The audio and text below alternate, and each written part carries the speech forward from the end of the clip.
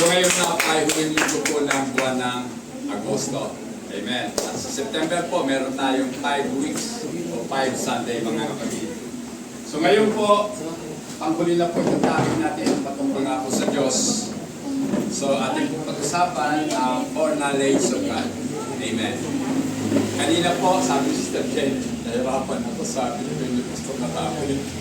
Goodness of God. So, maganda po kasi topic yung goodness of God. Kasi, ang alam lang natin good o yung mabuti, yun talaga sa tingin po natin, favorable sa atin. Pero, may mga pangyayari po na hindi talaga favorable sa tao, pero makabubuti sa tao.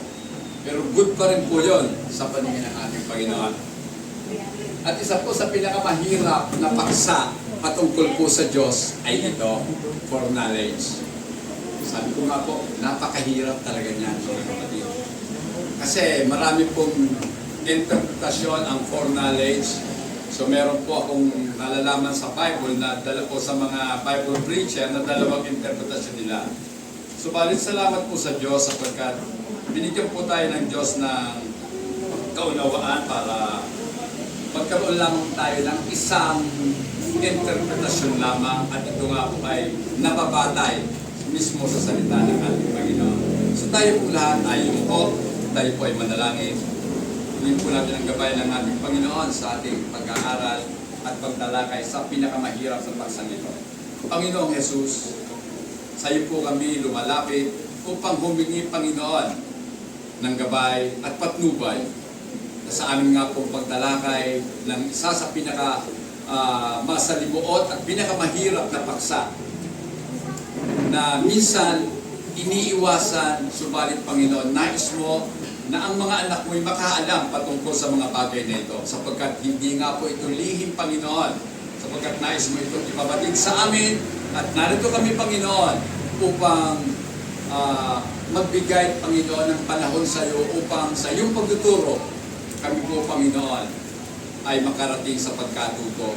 Gamitin mo lamang at kasangkapanin ang iyong alipin, Panginoon, ang kanyang maliit na kaisipan upang ang malalim at malawak mong katotohanan ay maisiwalat at mapagtunawa ng iyong mga anak. Maraming pong salamat, Panginoon, sa iyo po namin ipinagkakatiwala ang kabuuan ng aming pong pag-aaral na ito. Sa iyong matamis na pangalang Jesus, kami po ay nagpapasalamat. Amen. Amen. For the foreknowledge of God. Amen. So, kung babasahin po natin ang 1 Peter chapter 1, verse 2. Sige po. 1 Peter 1 and 2.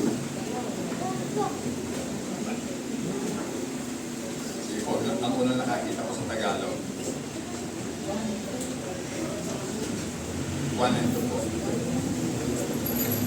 Pero na apostol ni Yesu Cristo sa mga hinirang na nangingibang bayan na nasa mga ngalat sa mundo, Galatia, Cappadocia at Italia. Ayon sa kaalaman ng Diyos Ama sa pagkabanal ng Espiritu upang magtalina at mga bisikan ng dugo ni Yesu Cristo, biyaya at kapayapaan nawa ang sa iyo sumagana. Amen. So mula doon sa mga hinirang, mula doon sa unang pagkaunawa o unang pagkaalam ng ating Panginoon o ng ating Diyos Ama. So binabanggit po dito yung unang foreknowledge. Ano ba yung foreknowledge, mga kapatid? Unang pagkaalam. So ibig sabihin, mga kapatid, pag sinabing unang pagkaalam, bago mo pa nalaman, alam mo na. Diba parang ang hirap, no? Kaya nga po, isa po yung sa pinakamahirap na paksa, mga kapatid.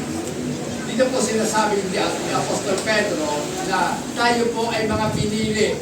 We are elected before the foundation of the world. Ayon doon sa foreknowledge ng Diyos. Hindi po nangangahulugan na alam na ng Diyos kung ano ang magiging kapasyahan natin.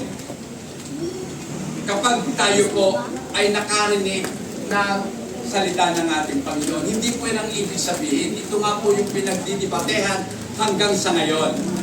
Dahil para po sa akin at para po o ayon din po sa aking pagkaunawa sa salita ng ating Panginoon, sinasabi po dito na itong foreknowledge, mga kapatid, ay nangangahulugan na tayo po ay nasa plano na ng Diyos. Wala pa tayo nandoon na nasa plano na ang ating mga pagkatao na tayo ipapanganak sa ganitong takdang panahon, kung sino ang magulang po natin. Ito lahat ay patay sa paunang pagkaalam ng ating Panginoong Diyos.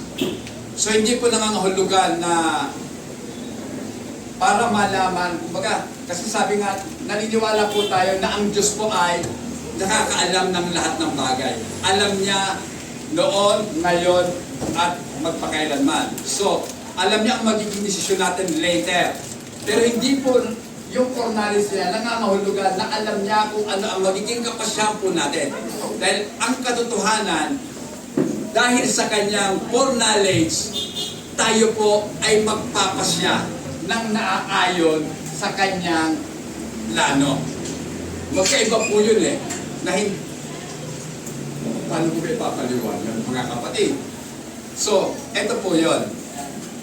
Puntahan muna natin si Apostol Pablo para maintindihan natin si Pedro. Si Apostol Pablo sa Roma 8:29, pakibasa po ang kabuuan. Romans 8:29. Sapagkat sa mulat-mula pa'y alam na ng Diyos kung sino ang magiging Kanya at ang mga ito'y pinili niya upang maging katulad ng Kanyang anak. Sa gayon, siya ang magiging panganay sa lahat ng maraming magkakapatid. Okay. Sa simula-mula pa, alam na ng Diyos kung sino yung Kanya. Bakit alam niya? Sapagkat siya nga po ang may akda. Diba? Siya yung sumulat ng kwento ng buhay ng mga tao. Kaya alam niya na kung sino yung Kanya. Ibig sabihin niyan, mga kapatid, hindi base sa ating kapasya kung bakit na nalaman. Kundi tayo ay nagpasya batay sa kanyang naunang plano para sa ating lahat. Kasi kung lalabas, mga kapatid, na ayon sa ating kapasyahan, kaya nangyari ang plano ng Diyos, ibig sabihin, nakadepende ang Diyos sa kapasyahan ng tao. Di ang Diyos ay hindi po magiging makapangyarihan sa lahat, sapagkat may kapangyarihan ang tao na magpasya para mangyari ang kalooban ng Diyos. Yan po ang aral ng mga simbahan ngayon.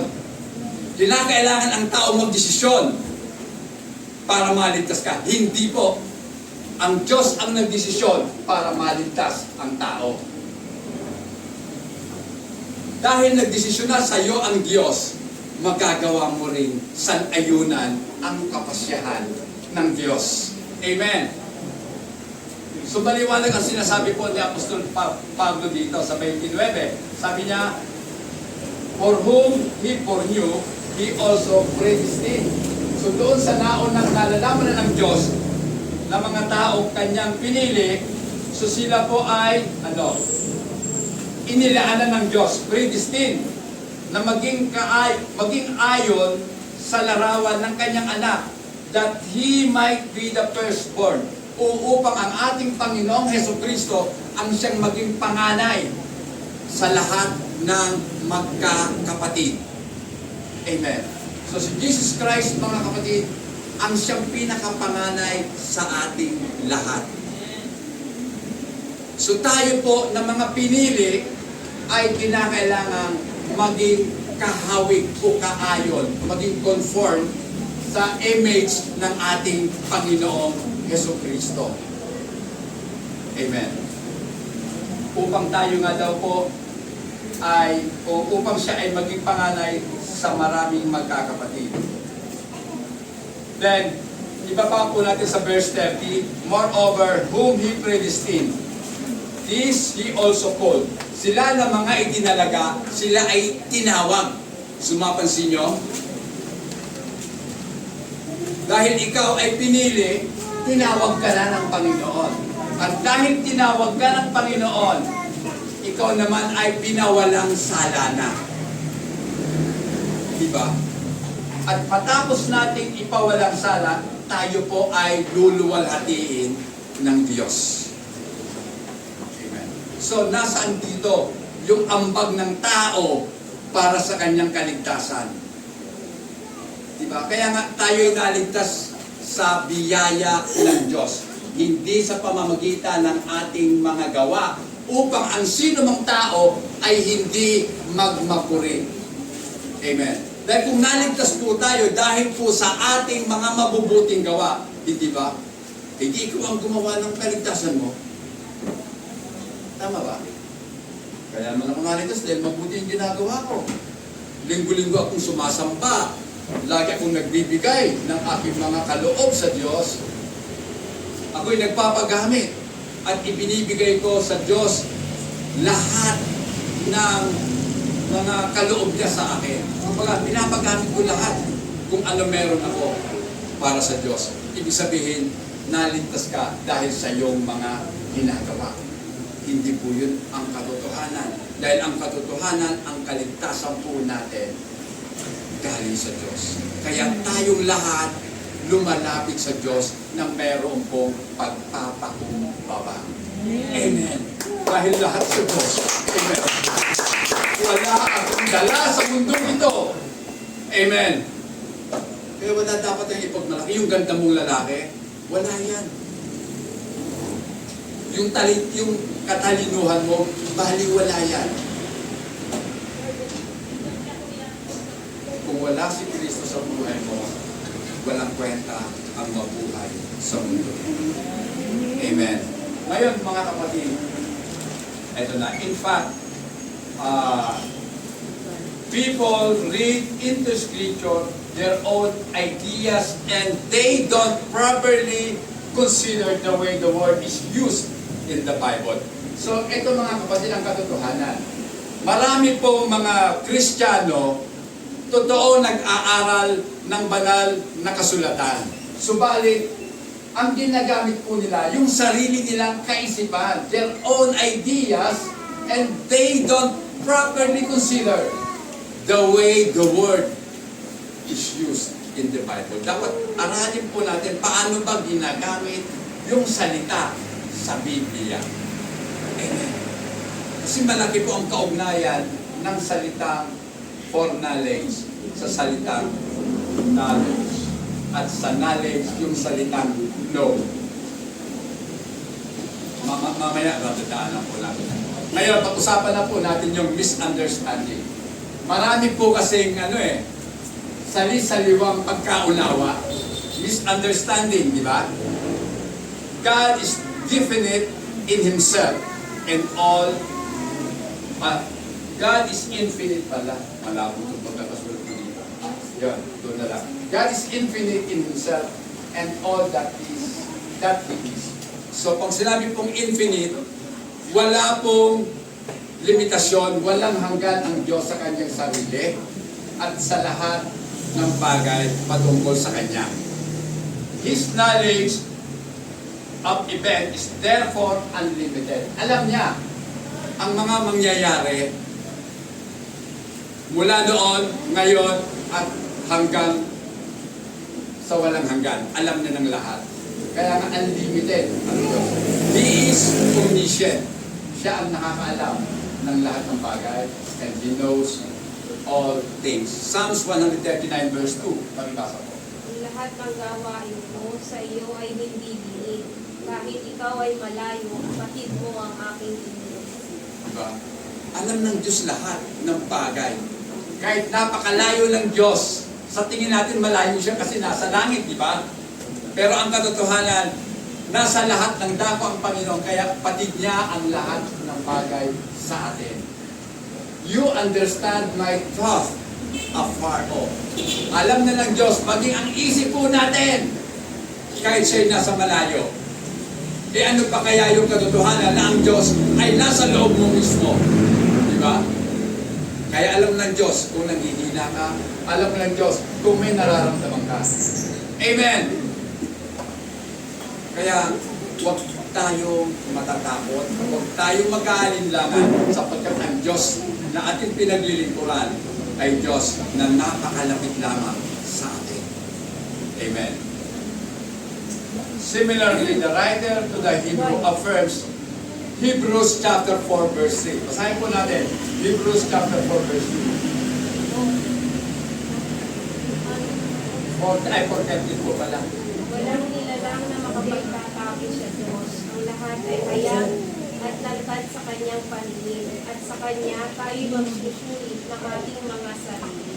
Okay. And there is no creature hidden from His sight. Walang anumang nilalang na natatago sa kanyang paningin. But all things are naked and open to the eyes of Him to whom we must give an account. So, pansinin niyo mga kapatid, lahat po ay hayag sa Diyos. Sa Kanya, na kung saan tayong lahat ay haharap upang hatulan. Amen. Diba? So lahat ng tao, wala pong makakaligtas dyan. Lahat ng tao haharap sa Diyos. Kahit pumunta ka sa Indonesia, kung ikaw man ay si Alice, haharap ka rin sa Diyos. Pero kung siya ay hindi naniniwala sa Diyos, haharap pa rin siya sa Diyos at doon maniniwala na siyang may Diyos. Amen. Kasi kung naniniwala kung may Diyos, hindi ka ganyan. Diyan si Kibuloy, nagtatago-tago, haharap din naman siya sa Diyos eh. Huwag niyang ipagmalaki siya ang Diyos. Oh. At doon hindi siya makakatakas.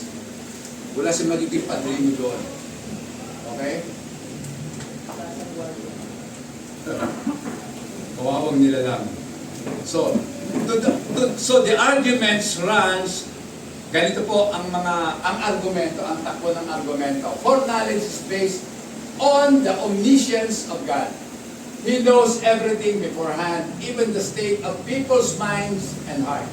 So bago ka pa man, ano ba ang iisipin mo, bago mo pa isipin, alam na kaagad ng Diyos. Maging ang laman ng puso mo, alam na ng ating Panginoon. He was aware of what they would do. Alam nila kung anong gagawin mo, alam nila kung anong sasalitain mo, alam niyang lahat sa buhay mo. Huwag mo sabihin, hindi alam ng Diyos kung ano magiging desisyon ko mamaya, alam na ng Diyos. Amen. Kasi, kung hindi alam ng Diyos, ang sasabihin mo mamaya, katotohanan ang sasabihin ko, hindi siya Diyos. Kung hindi niya alam. Pero alam niyang lahat. Amen. Kasi He knows everything. Di ba? Pag sinabing everything, lahat ng bagay, alam ng Diyos. He knew also who would respond to the gospel and who would not. Alam niya na rin kung sino ang tutugon sa Ebanghelyo at kung sino ang tatanggi. And on this basis, He chose as His people whom He knew would accept the gospel if it is presented to them. So ito po yung mga mga misconception. He chose as His people whom He knew would accept. Para pag alam niya na tatanggapin mo ang salita ng Diyos kapag narinig mo, kaya kanya pinili. Hindi. Hindi yun. Hindi yun ang katotohanan na alam niya na pag narinig mong salita ng Diyos, tatanggap ka, kaya kanya pinili. Hindi po. Ang katotohanan, pinili ka na niya, at dahil pinili ka, once na marinig mo ang salita ng Diyos, tatanggapin mo. Magkaiba kasi yung dalawang yun eh. Yung isa, nakasalalay sa desisyon ng tao. Itong panghuli, nakasalalay sa desisyon ng Diyos. Dahil nag-desisyon ng Diyos, diyak yun, di-desisyon ka rin. Amen! Nag-oo na sa iyo ang Diyos, diyak yun, oo ka rin sa Diyos. Hindi yung nag-oo muna ang tao sa kasasabi ng Diyos, tama ka na. Hindi ganon. Amen. Ito, the foreknowledge of God is the basis of election. So, ang paunang kaalaman ng Diyos ang siyang batayan ng pagpili niya sa atin. Amen. So, sumulat muna ang Diyos. Inilagay muna ang pangalan natin sa aklat ng buhay. Then, pag narinig mo na ang salita ng Diyos, kapag nandoon ka sa aklat ng buhay, tiyak po yun, tatanggapin mo ang kanya mabuting balita. Next, mga kapatid.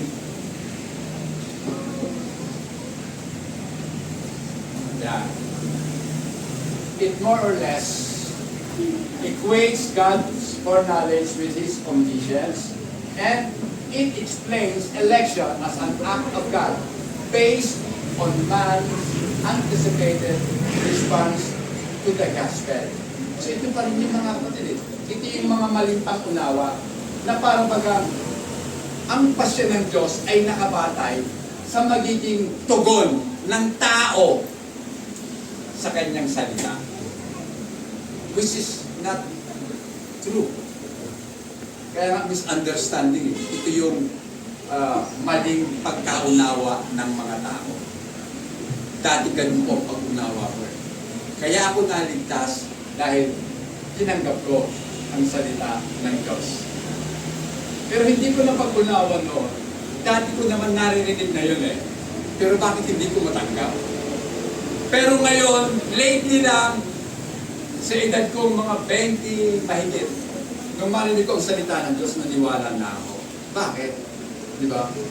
May something na hindi ko na ipaliwanag na nangyari sa puso ko, sa isip ko. Ito na yun. Na binigyang buhay ng Diyos ang dati nating patay na kaluluwa. At dahil dito, tayo nagkaroon ng unawa at tinanggap na natin ang ating Panginoon. Okay. Ngayon, tapos na po tayo sa misunderstanding, sa maling pagkaunawa. Ito naman yung mga objection ng mga tao. Pag sinabing objection, yung mga tutol. O, di ba? Oy, hindi ako naniniwala dyan. I object. Sige, Brad. Doon tayo sa objection. Okay? Next. The difficulties of that interpretation is enormous. Pag sinabing enormous, napakalaki. Napakalaki ng kahirapan ng interpretasyon na ating unang tinalakay. Na parang bagang nakabatay sa desisyon ng tao, yung kapasya ng Diyos. It presumes that people are ready to accept the gospel if it is presented to them in a persuasive way. Parang bagang kinakailangan yung mga preacher maging mahusay sa pananalita. Pag sinabing persuasive, talagang mapanghikayat ang gagamitin niyang mga salita para yung mga makikinig ay mahihikayat at maniniwala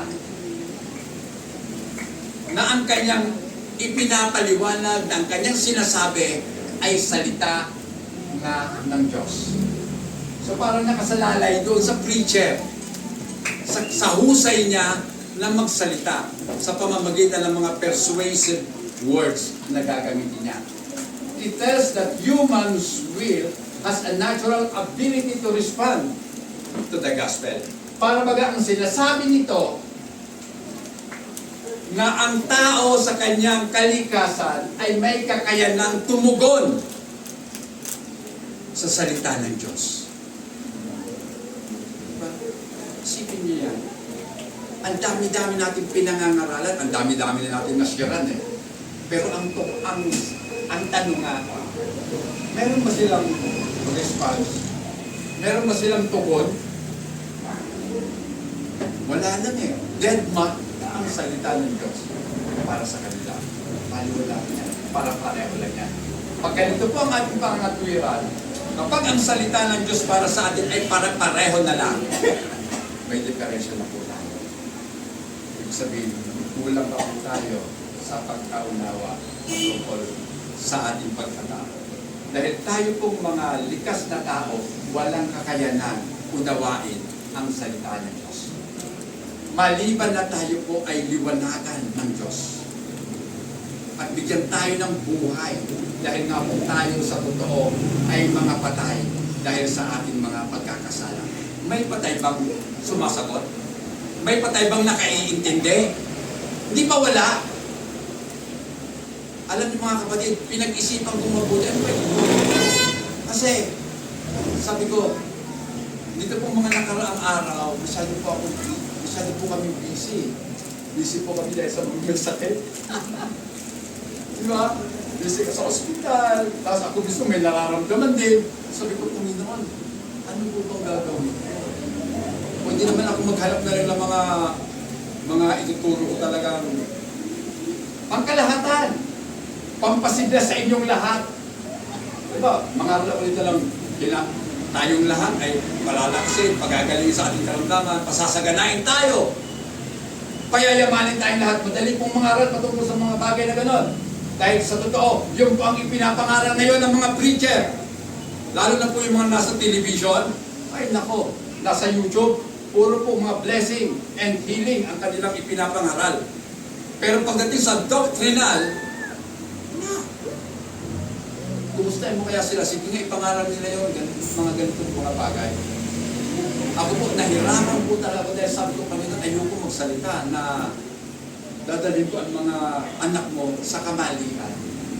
Pero mga kapatid, kinakailangan ipangaral ang katotohanan. Hindi ko man lubos na maipangaral ng buong buo, pero kahit man lang pakapyaw, may matutunan po tayo. Kasi ako rin mismo, gusto ko rin matuto. Kahit kunti lang. Dahil sa paglipas naman ng panahon, dadagdagan at dadagdagan ng Panginoon ang ating mga kaalaman. Okay? So, man is dead in his sins. At dahil patay po tayo, we are not capable of responding unless life is planted to us by Him. Ibig sabihin, it is an act of God. Kapag tayo po'y binigyan ng buhay ng Diyos, doon pa lamang magpapaumpisa na tayo ay matututong uunawa sa mga salita na natin. Nakakatawa ng isipin eh. Na-convert ko ako, mahigit 20 na ako. Parang inaamin ko, sa edad ko mahigit 20, doon ko lamang napag-unawa ang salita ng Diyos. Pero yun po talaga ang totoo. Doon ko lamang napag-unawa na maling-mali pala ang aking nakagisnan. Na kung ako yung mamamatay noong panahon na yon, ang laking pagsisisihan ko. Siya po, hindi ko alam eh. Diba? Pero sa batas kasi mga kapatid, diba? May kasabihan nga tayo dito sa pagdating po sa batas, ignorance of the law excuses no one. Kung hindi mo alam ang batas, hindi na mahulugan na exempted ka, na hindi ka saklaw ng batas. Hindi. Kaya obligasyon po natin alamin. Amen? Bilang mga Kristiyano, obligasyon po natin pag-aralan ang salita ng Diyos. Amen? So lahat po tayo dito, maging ako man, ay mga mag-aaral ng salita ng Diyos. At nagkataon lamang na ako'y ginagamit ng Diyos na magturo, pero ang totoo, ako rin po ay nagpapaturo. Amen? So, ito na po. What God foresaw in man is his hardness of heart and impenitence. Ang totoong nakikita ng Diyos sa dating tayo ay yung katigasan ng ating mga puso at ating kawalan ng pagsisisi. Yun po ang nakikita ng Diyos dati sa atin. Ang tigas ng puso natin. Kaya nga, tayo noon ay mga may pusong bato. Pero anong sabi sa Jeremiah? Papalitan ko ang puso ninyong bato ng pusong laman. Amen. Diba? So, ito yun, mga kapatid. Next. Moreover, these methods of interpretation results in a scheme that gives the credit of salvation to man and not to God. According to its election, is not based on God's choice of man, but on man's choice of God. God simply falls in line with man's wishes, bowing to his choice. Mahirap ano? Dito daw po, doon sa unang tinalangin natin ng misunderstanding, kaya meron mga objection doon, meron mga pagtutol. Sapagkat dapat naman talagang tutulan yung nauna natin tinalakay. Sapagkat batay sa ating unang tinalakay, ang pagpili ng Diyos ay nakabatay doon sa kagustuhan ng tao at hindi sa kagustuhan ng Diyos para sa tao. At dito po lumalabas lamang na ang Diyos po ay sumusunod na lamang sa gusto ng tao. Amen. At dito, saludo ang Diyos sa mga kagustuhan ng tao. Kaya mali po. Amen. Dapat tayo ang susunod sa kung ano ang gusto ng Diyos para sa atin.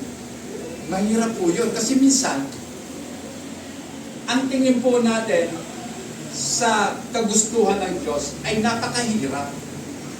Diba? Para bang parusa. Ano? Susundin ko ang Diyos. Ang hirap ng daan ng Diyos. Totoo kasi sabi ng Panginoon, ang aking daan ay mas mataas kaysa sa inyong mga daan. Diba? Ang aking kaisipan ay mas mataas kaysa sa inyong mga kaisipan. Kaya sabi natin, hindi natin kakayan. Totoo naman talaga eh. Hindi natin kakayanin. Pero ito ang katotohanan. Dahil hindi kaya ng tao ang Diyos na Espiritu bumaba. Amen. At nakisama sa tao. At ginawa niya ang tao na may kakayanan upang gawin ang kanyang kalooban.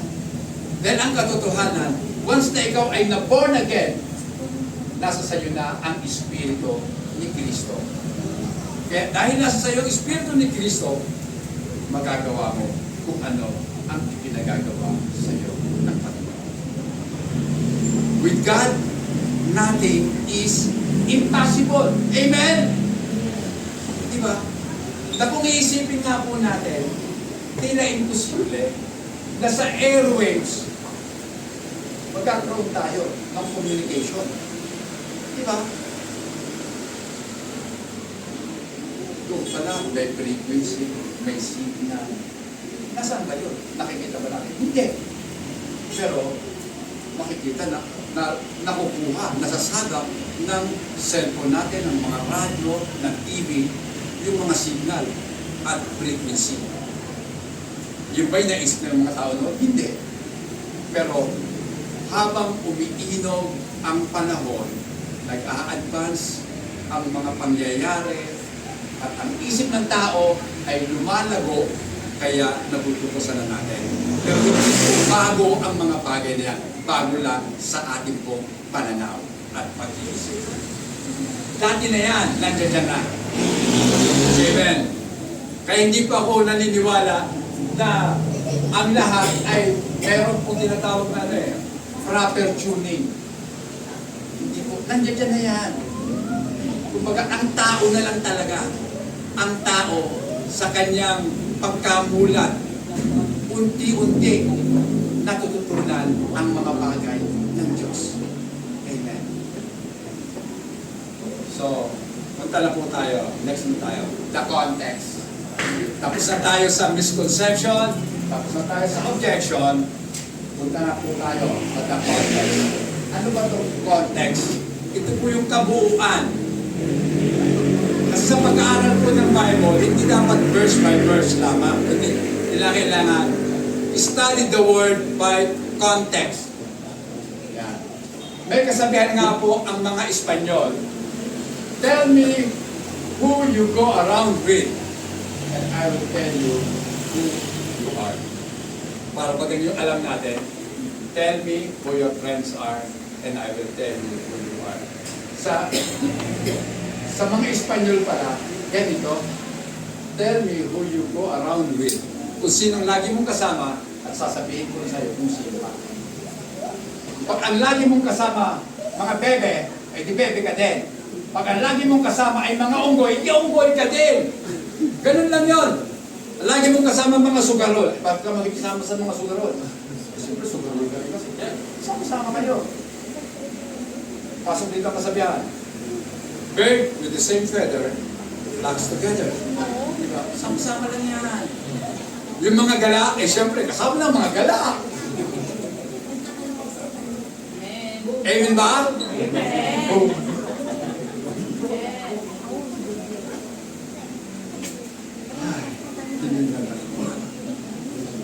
Okay, next.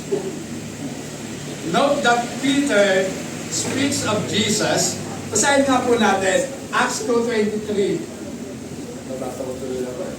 Bayin nga po tuloy. Ang Jesus na ito na ipinagkano nyo, tama po? Hindi po. Ang Jesus na ito na ipinagkano nyo sa inyo ayon sa pasya at kaalaman ng Diyos sa mulat mula pa ay ipinako ninyo at ipinapatay sa mga taong masasama. Amen. Him. Sino yung him? Si Jesus. Being delivered by the determined purpose and foreknowledge of God. So mababasa natin yung foreknowledge, no? So siya po ay ipinagpasya o pinagpasya na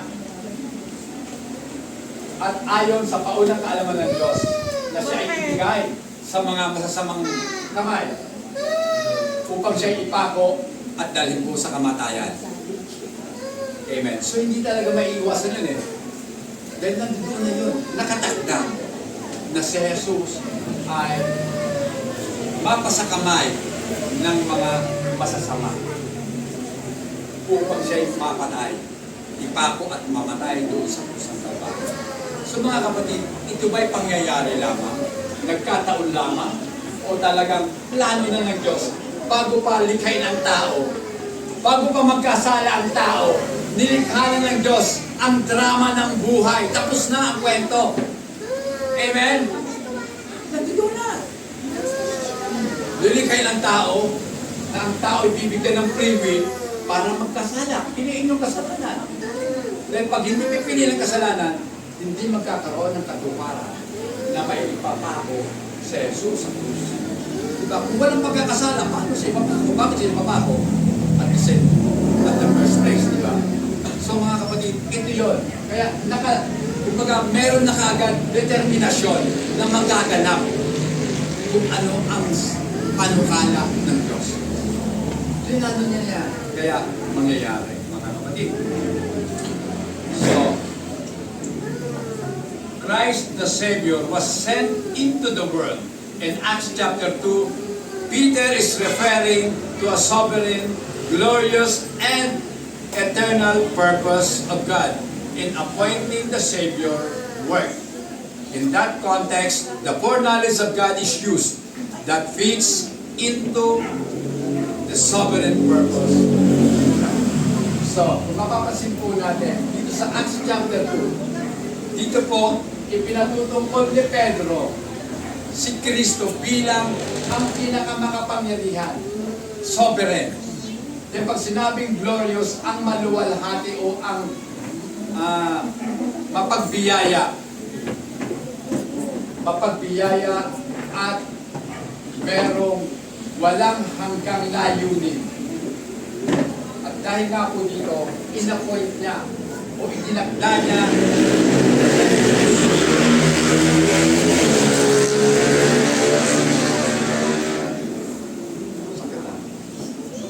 So, itinakda si Jesus na siyang salita ng Diyos upang magkatawang tao para ganapin ang layunin ng pagtubos sa tao.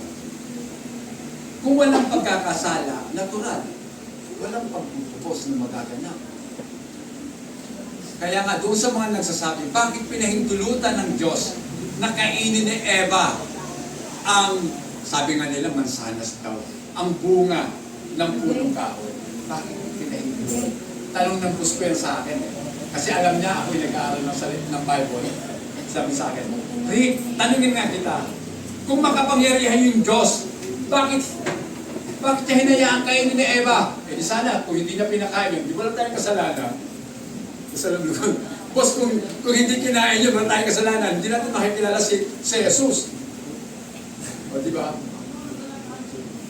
Diba? At wala tayong kasalanan. At walang tutubusin ang Diyos. At ano kayang buhay meron tayo ngayon? Wala kung anong buhay meron tayo. Kasi hindi naman yan ang kwento eh. Ang kwento, magkakasala ang tao, at ang tao makasalanan, babayaran ng Diyos ang ating mga kasalanan, tutubusin niya tayo upang tayo ay maligtas. At sa pagtubos, hindi lahat dinubos, kundi yun lamang kanya. Mamaya, dadaan natin yan. Next. Punta na tayo sa relationship. Yan na po. So, doon po sa ating binasa, sa foreknowledge of God, hindi po ito pagbibigay sa atin ng karunungan o impormasyon, kundi para natin matutunan kung ano ang kaugnayan ng foreknowledge sa relasyon natin sa Diyos.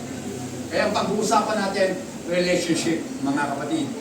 So meron pong relationship na nakatago sa likod ng foreknowledge ng Diyos. Okay. Paul clearly talked in Romans chapter 8 verse 29 about God's foreknowledge of people, not His knowledge of fact about them. Paul has in mind that they themselves that God foreknew. So mga kapatid, ito na. Doon po, balikan natin ulit Romans 8:29.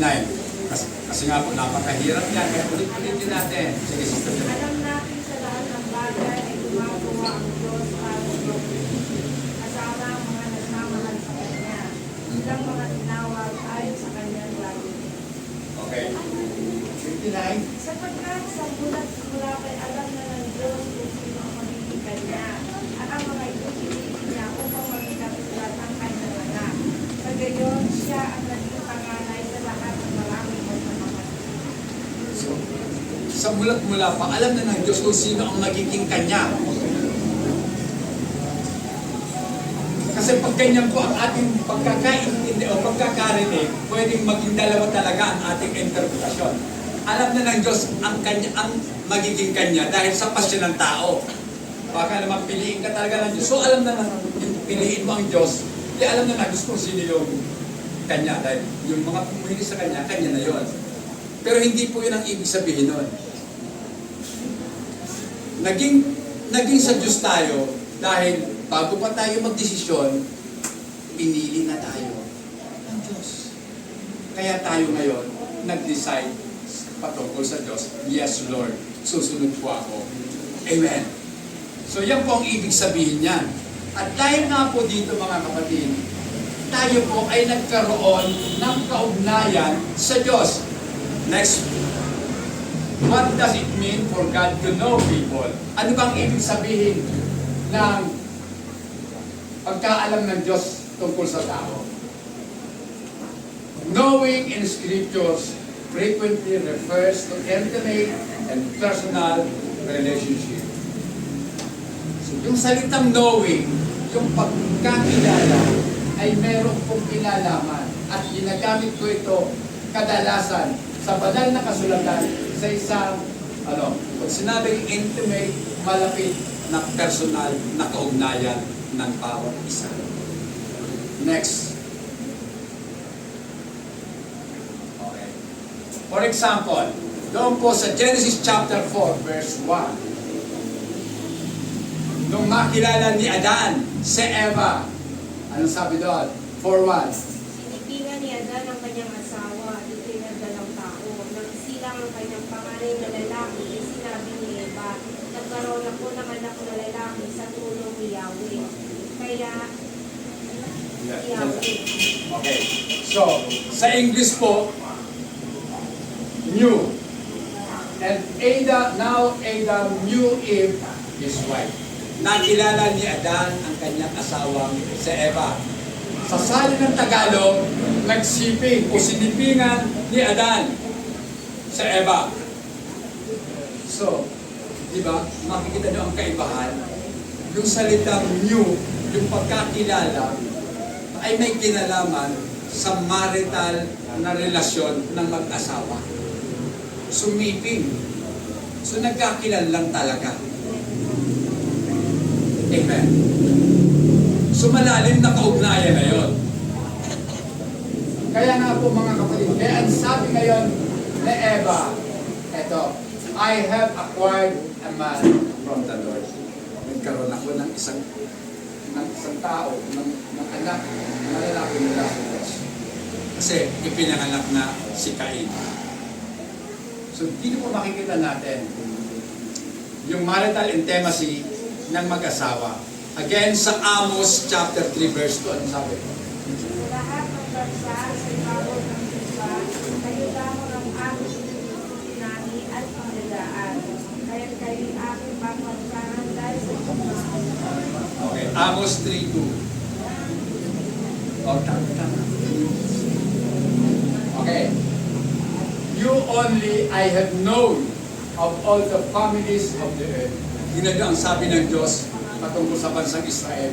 Kayo lamang ang aking nakikilala sa lahat ng pamilya sa buong kalupaan. Therefore, I will punish you for all your iniquities. Ibig bang sabihin, hindi kilala ng Diyos yung ibang mga bansa? Dahil ang Israel ang kanyang kilala. Pag sila ng pagkakasabi, you only have I know. Kayo lang ang tanging kilala ko sa lahat ng pamilya. So may binanggit siyang lahat ng pamilya. Pero alam niyang lahat yun. Kilala niyang lahat. Pero binibigyan nga dito ng diin yung kanyang relasyon sa bansa ng Israel. At dahil kilala at dahil piniling bayan, sabi ng Panginoon, paparusahan ko kayo sa inyong mga pagkakasala. Dahil mahal tayo ng Diyos, pinaparusahan niya tayo sa ating mga nagagawang kamali. Amen? Huwag kayong magtampo kung kayo napapagalitan. Kayo pinapagalitan dahil mahal kayo na nagpapagalit sa inyo. Amen? Come on! Pero kung ang nagpapagalit sa inyo, minumura kayo, hindi ibang usapan na yan. Dahil ang Diyos kailanman hindi nagsasalita ng masama. Masamang pananalita ang mura, di ba? Panunungayaw. Panlalait sa tao. Nagsalita pa ang Diyos sa mga panlalait. Wala. Kaya nga po mga kapatid, yung pagalit, ibig sabihin lamang doon, itinutuwid tayo o kumbaga kinukuha lang yung attention mo dahil sa mali mo ginagawa at gusto niya maituwid. So, ganun po ang sabi ng propeta si Amos sa bayang Israel. So, was God unaware of what other nations were doing? Siyempre, aware siya talaga. Alam niyang lahat ang ginagawa ng mga bansa. The knowledge refers to her isn't knowledge about peoples. It is an intimate personal relationship with one people that is in the mind of God, ang bansang Israel. With Israel alone had God entered into a covenant. Tanging sa Israel lamang nakipagtipan ang ating Panginoon. Pero tandaan po natin, hindi lahat ng Israel ay Israel nga. Kundi yun lamang sumasampalataya sa Diyos ang tunay na mga Israel. Sila ang tunay na mga anak ni Abraham. Amen. Kaya tayo man, bagamat mga Gentiles, pero dahil tayo sumasampalataya, tayo ay mga anak ng Diyos. By covenant. Ibig sabihin ng covenant, may tipan ang Diyos sa kanyang mga anak. Amen. Kaya nga, kung tayo nagkakamali, napapagalitan tayo ng Diyos. Nasisita tayo at tayo minsan napapalo ng Diyos. So, if knowledge refers to intimate personal relationship, then for knowledge refers to such relationship pronounced, previously established. So pag sinabi po, next tayo, yan. If knowledge refers to intimate personal relationship, then for knowledge refers to such relationship previously established. Ano to? Ibig sabihin, pag sinabi mong for knowledge, paunang kaalaman, isang kaugnayan na bago pa tayo ipinanganak, itinatag na ng Diyos. Na siya ay magkakaroon sa atin ng isang uri ng tipan, ng kaugnayan, mga kapatid. So, wala pa tayong sa mundo ito, hindi pa tayo ipinapanganak, may covenant na ang Diyos. Nakaplano na ang tipan niya sa atin. Kaya nga ako po'y naniniwala na kapag anak ka ng Diyos, tunay na anak ng Diyos, kahit tumalikod ka pa, pero isang araw, tiyak yun, babalik ka. Amen. Para ka lang alibughang anak. Diba? Nahirapan muna, nagpakahirap-hirap muna, galing sa mabuting kalagayan, lumayas, nasadlak sa kahirapan, then bumalik sa katinuan. Ibig sabihin, nawala nahibang. Dahil sa pera na minana, bakit alibughang anak? Kasi walang hiyang anak Buhay pa yung magulang, hinihingi na kaagad yung parte niya. Diba? So yung mabuting ama, ibigay. Sige, yan na ang parte ko. Siyempre, nahibang na sa pera, nahibang sa kayamanan, nalustay, wala pang isang taon siguro, gusto agad yung milyones. Then, naghirap. Sa kahirapan, maging ang pagkain ng hayop, kinakain na rin. Diba? Sa Israel po kasi masyado silang concern sa mga pagkain. Kaya nga, kung ang mga Muslim ay merong halal, ang mga Israelita, meron naman silang kushir. Doon po sa kushir, dapat po, yung kakainin ng mga Israelita ay ayon sa patakaran na itinakda ng mga matatanda sa Israel. Halimbawa, ang karne, kinakailangan hugas ng mabuti sa dugo. Walang dugo. At sila ay hindi dapat kakain ng maruruming hayop. Ano yung maruruming hayop? Sige nga po, ano yung maruruming hayop? Talagay nyo. Baboy. Hindi talaga sila kakain doon. Mga hipon. O diba? Mga alimango. O. Pero yung po ang mahal. Sa totoo lang talaga, aralin nyo, marunong talaga yun. Yung po yung mga ipis sa karagatan, scavenger, mga magbabasura. Diba? Ito yun.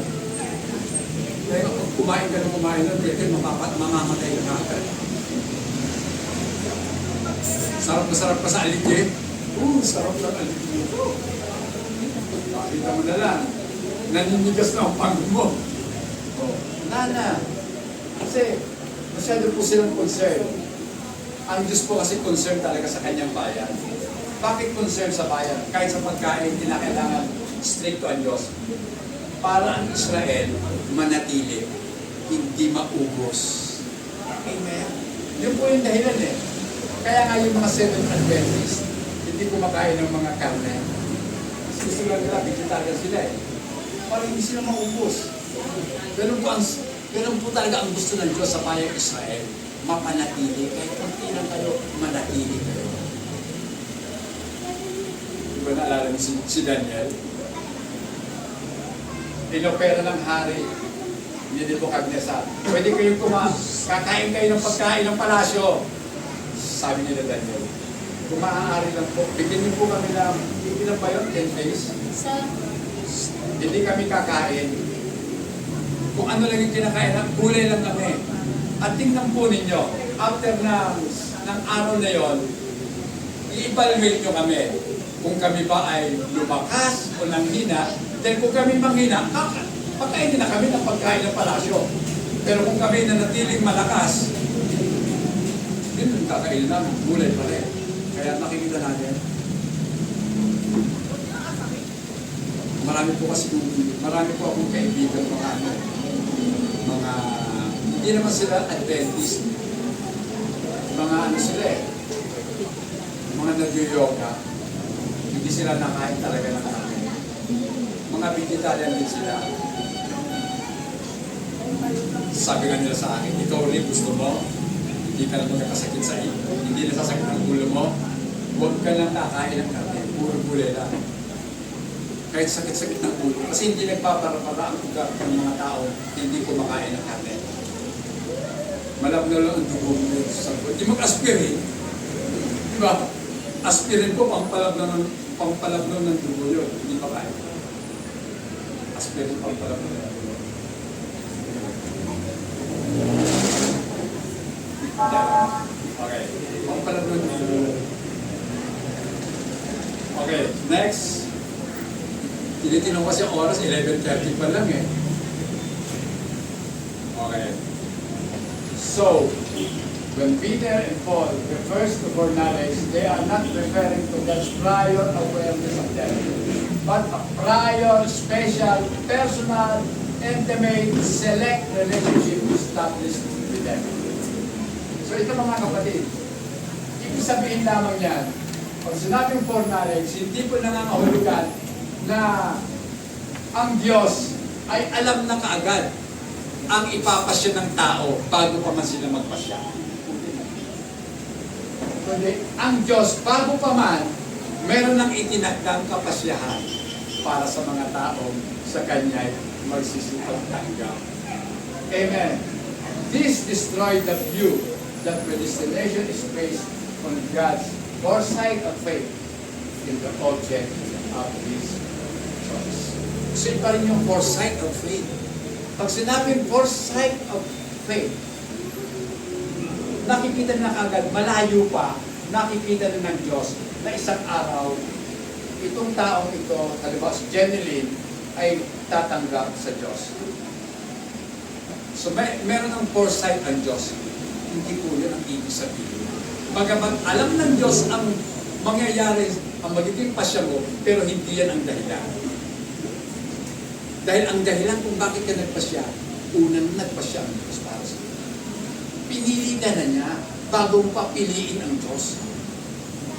So anong malaking pagkakaiba? Ikaw ang nagpili o ang Diyos ang pumili? Sabi nga ng banal na kasulatan, diba? Walang naghanap sa Diyos. Wala, kahit isa. Diba? So paano mo pipiliin? Hindi mo naman siya hinahanap. Sabi ko nga kahapon sa mga kabataan, di ba? Turo ko kahapon, ano yung turo ko sa inyo? Seeking, una muna. Seeking, finding, following. Maghahanap kayo. Pero ang totoo, una kayong nahanap ng Diyos. Nung mahanap na kayo ng Diyos, kayo na ngayon nagpapaumpisang maghanap ng mga bagay ng Diyos. Dahil nahanap na kayo ng Diyos eh. So, hinahanap nyo na ngayon, ano ba yung mga bagay na gusto ng Diyos na gawin mo? So, you are now seeking the will of God. So, hindi yung foresight ng Diyos. Isang araw, makikita kang mananampalataya sa kanyang mundo. Hindi. Dahil sa kanyang desisyon, kaya ka tumanggap sa kanya. Next, conclusion na po tayo. Agahan natin kasi alam ko, meron tayo magandang o sino yung lakad? May gagawin tayo mamaya pagkatapos. Okay, conclusion na po tayo. God has chosen us before the foundation of the world. Di naman talaga totoo. Tayo po'y pinili ng Diyos bago pa likhain ang sanlibutan. Doesn't it disobligate us to live a life worthy of His God? Dahil ba tayo pinili ng Diyos, hindi ba dapat maobliga tayo na mamuhay o ipamuhay ang buhay na karapat-dapat sa Kanyang pagkatawag sa atin? Pakibasa po, Ephesians chapter 4, verse 1. Ephesians 4. Kaya't ako nagsasabi dahil sa Panginoon ay nakikiusap sa inyo na mabuhay kayo gaya ng nararapat sa mga tao ng Diyos. Kayo'y maging mapagpakmura magpakumbaba, mahinahon at matyaga. Magparaya kayo dahil sa inyong One lang, Sister Jenny. One lang po, or one lang. For personal yun. Okay lang. Hindi, verse 2 lang kasi binasa mo hanggang verse 2 lang. Verse 1 lang. Okay. I therefore, the prisoner of the Lord, beseech you to walk worthy of the calling with which you are called. So, mamuhay daw po tayo ng karapat-dapat sa pagkatawag sa atin. So, ibig sabihin, mamuhay tayo. Isagawa natin ang buhay Nang naaayon o angkop sa kung sino tayo. Diba? Kung ikaw ba ay anak ng presidente, gagala-gala ka ba sa mga bear house? Anak ka ng presidente, gagala-gala ka sa bear house? Siyempre doon ka na sa ano? Saan? Saan ka nagagala? Bahala na kayo.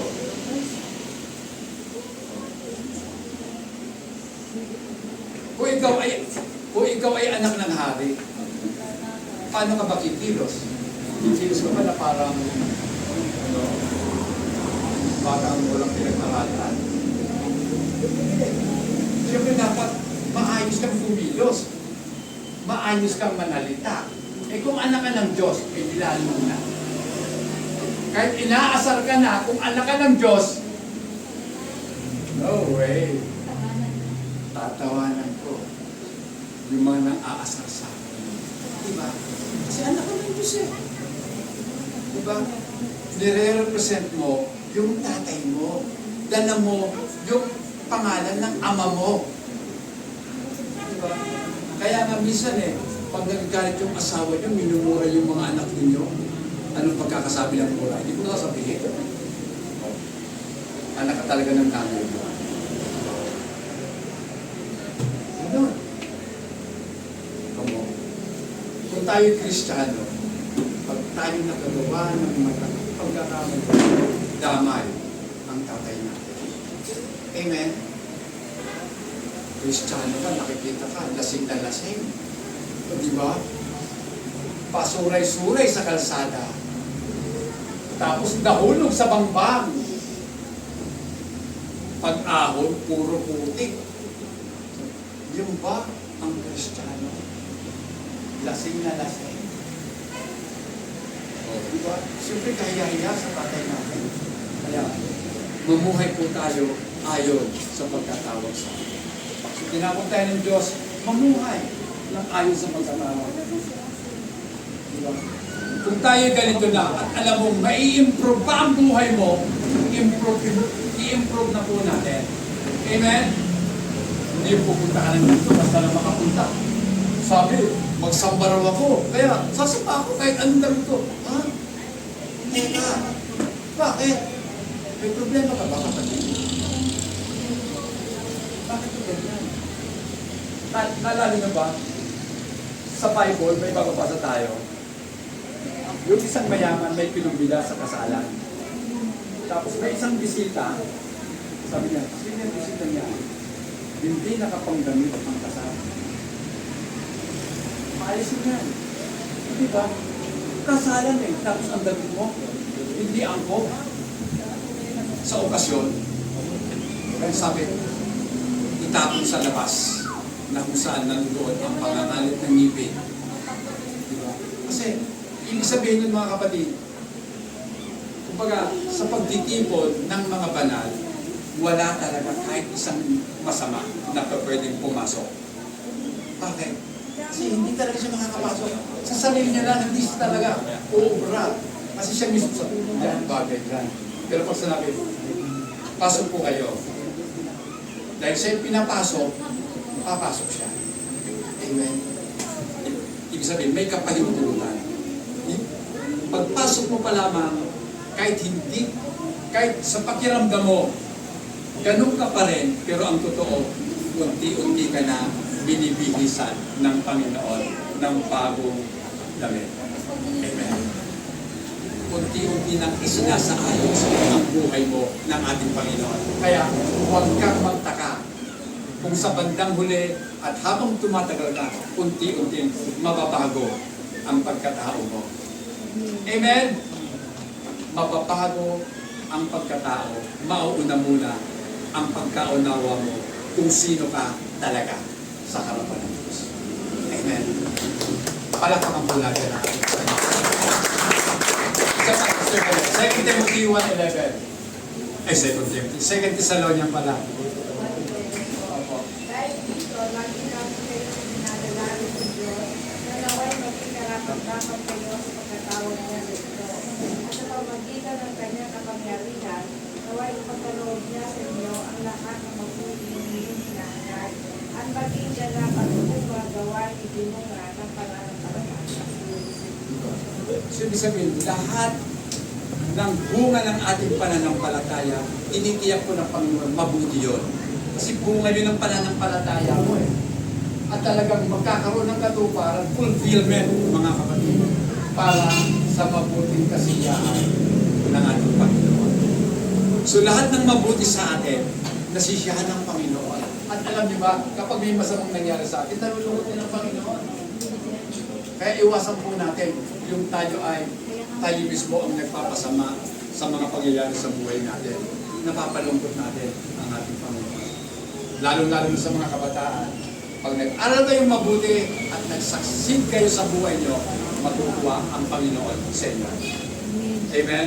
At sa lahat ng buhay po natin, kapag tayo po ay unti-unting binabago natin ang ating sarili mula sa dati patungo sa pagiging makadiyos, natutuwa ang ating Panginoon at kayo rin makakaramdam ng kakaibang nararamdaman ninyo, magiging masaya kayo sa buhay ninyo.